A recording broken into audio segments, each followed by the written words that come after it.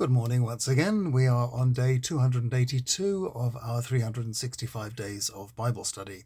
We are continuing to look at the Jesus story, which originated in St. Mark's Gospel, and most of which, the vast majority of which, was shared by Matthew and Luke. Today we're on Mark chapter 3, verses 20 to 30, and we see an exchange of accusations and responses between Jesus and those who thought they knew better. Mark chapter 3, 20 to 30. Then Jesus came to a house, and once again such a crowd gathered there that they couldn't even eat. Some family members heard about it. They came and tried to take him in hand. They were saying he's beside himself. Some scribes from Jerusalem also were saying he's possessed by Beelzebul.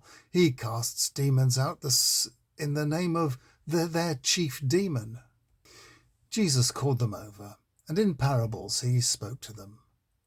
How can Satan expel Satan?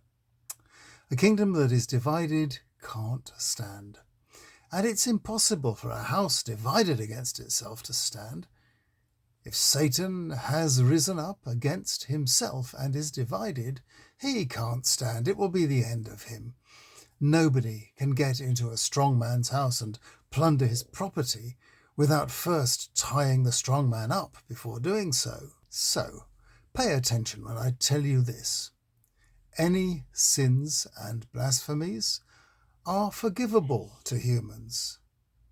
But someone who blasphemes against the Holy Spirit will never be forgiven, because it is an eternal sin. He said all that because they had said he was possessed by an unclean spirit.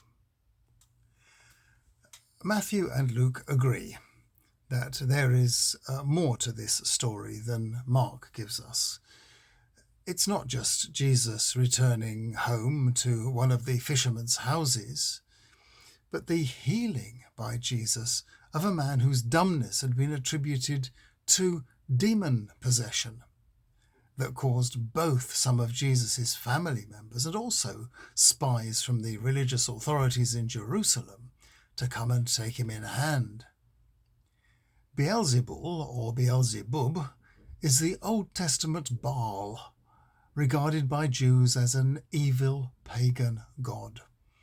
Jesus swiftly reduces their accusation to absurdity, and in doing so invites his listeners to come to a different conclusion. Jesus casts out demons by the power of the Holy Spirit, who is stronger than Satan and is capable of binding him up, like the strong man in the parable was bound. This is, of course, not the end of Satan, nor not the end of evil, and not the end of the struggle between evil and goodness, which will, of course, go on as long as there is free will and human autonomy. This battle started with the first humans, or maybe even with our evolutionary ancestors. The death and resurrection of Jesus are a sign and a reassurance to us that there will be a final victory of good over evil, and that victory is won over and over again every time we recognize a fault in ourselves and say sorry and make up for it. At the end, God wipes the score sheet clean. Any kind of bookkeeping mentality should never have become part of Christian morality, which is not about God writing all your little sins down in a ledger and showing it to you when you die. That will not happen unless you insist. When you die, you will be welcomed like the returning prodigal son was, and loved. Christians are about loving God and loving others, about accentuating the positive. The words of Jesus here about the unforgivable sin have scared people down the ages. Well, what if I have, by accident, said something that offends the Holy Spirit? What if in childish bravado I said something against the Holy Spirit I now regret? These will, of course, be forgiven. What will not be forgiven, of course, is what the investigators from Jerusalem have just done. And if they don't change their ways, they will, of course, find themselves condemned. So what is it that they've actually done wrong?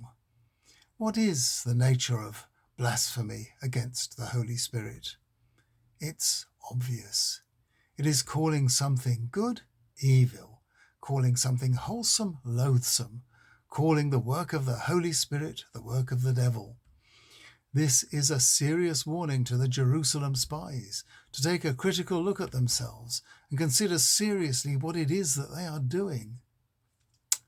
As for us, we should not be scared of the unforgivable sin.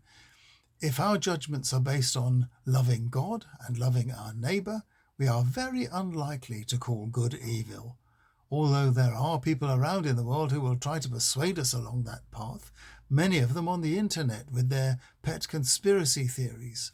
So don't let your guard down too much. Tomorrow, in the middle of a crowd listening to him, Jesus is interrupted by Mary and her other sons, and he makes it quite clear that his family is much bigger than anyone might have expected. I'll see you tomorrow.